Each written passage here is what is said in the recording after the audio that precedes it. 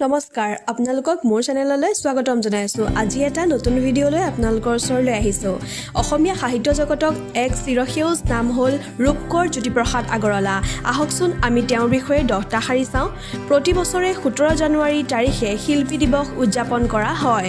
17 জানুৱাৰী দিনটো হ'ল ৰূপকোঁৱৰ জ্যোতিপ্ৰসাদ আগৰৱালা দেৱৰ মৃত্যু তিথি।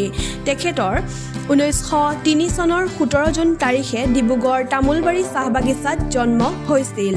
তেখেতৰ পিতৃৰ নাম আছিল পৰমানন্দ আগৰৱালা। তেখেতৰ মাতৃৰ নাম আছিল কিৰণময়ী দেৱী।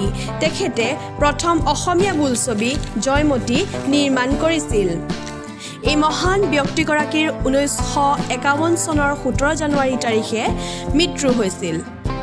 সুন্দৰৰ পূজাৰী জ্যোতিপ্ৰসাদ আগৰৱালা দেৱক স্মৰণ কৰাৰ লগতে তেওঁৰ গীত মাতসমূহ চিৰদিনলৈ জীয়াই ৰাখিবলৈ প্ৰতি বছৰে 17 জানুৱাৰী তাৰিখটো শিল্পী দিৱস হিচাপে